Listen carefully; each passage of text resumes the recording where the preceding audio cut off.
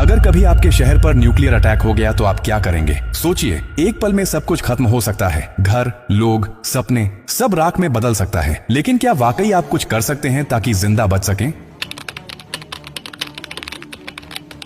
हाँ, अगर आप अभी से तैयार हैं, ये जानकारी जिंदगी और मौत के बीच की दूरी तय कर सकती है। क्योंकि जब एक न्यूक्लियर बम गिरता है तो सिर्फ धमाका ही नहीं होता, उसके बाद शुरू होता है वो खतरनाक खेल जिसे कहते हैं रेडिएशन फॉलआउट। और उसमें जो जिंदा बचता है वो भी धीरे धीरे मरने लगता है। सबसे पहले जानिए कि जैसे ही न्यूक्लियर बम गिरता है, एक तेज सफेद रोशनी आपके सामने आती है। इस रोशनी को देखना मतलब अपनी आंखों की रोशनी खो देना। आप अंधे हो सकते हैं, स्थायी रूप से। इसलिए पहला कदम, जैसे ही धमाके की खबर मिले या रोशनी दिखे, तुरंत जमीन पर लेट जाइए, अपनी आंखें और कान बंद कर लीजिए और चेहरे को किसी कपड़े से ढक लीजिए। ये पहली रक्षा है। अब सवाल उठता है कि कहां जाएं? तो याद रखिए, अगर आपके आसपास कोई मेट्रो स्टेशन है, बेसमेंट है, अंडरग्राउंड पार्किंग है, तो वहीं भागिए, क्योंकि जमीन के नीचे रहना न्यूक्लियर फॉलआउट से बचने का सबसे कारगर तरीका है। लेकिन अगर कुछ नहीं है तो अपने घर को ही शेल्टर बनाना पड़ेगा। सारी खिड़कियां, दरवाजे बंद कर दीजिए। हर छोटी छोटी दरार को भी किसी कपड़े, टेप या गत्ते से बंद कीजिए। हवा का एक भी रास्ता नहीं खुला रहना चाहिए। अटैक से पहले या जैसे ही खबर मिले, आपके पास सिर्फ कुछ मिनट होंगे। उसी वक्त पानी भरिए, बाल्टी, बोतल, ड्रम, जो भी है।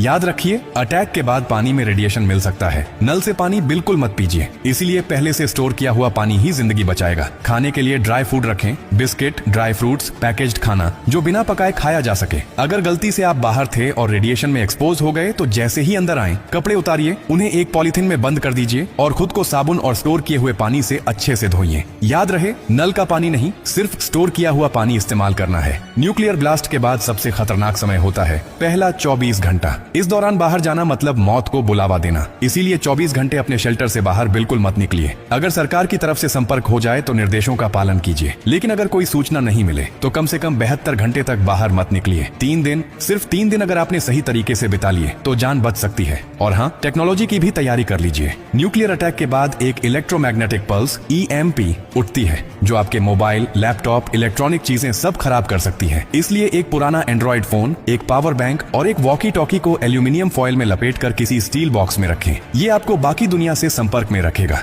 सबसे जरूरी बात, घबराइए मत, पैनिक नहीं करना है। हर फैसला सोच समझ कर लीजिए, क्योंकि न्यूक्लियर अटैक एक टाइम गेम है। जो जितना शांत रहेगा, उसकी जान बचने के चांस उतने ही ज्यादा होंगे। और याद रखिए, ये जानकारी सिर्फ आपके लिए नहीं, बल्कि आपके परिवार, दोस्तों, पड़ोसियों और पूरे समाज के लिए है। क्या आप अकेले सुरक्षित रहना चाहते हैं? नहीं ना? तो इस जानकारी को हर उस इंसान तक पहुंचाइए जिसकी जिंदगी की आपको परवाह है। हो सकता है आपकी एक शेयर से किसी माँ का बच्चा जिंदा रह जाए, किसी पिता की आखिरी उम्मीद बच जाए, किसी बहन का भाई लौट कर घर आ जाए। और यही तो असली इंसानियत है। और हाँ, जब आप जिंदगी बांट रहे हैं तो एक वादा भी कीजिए।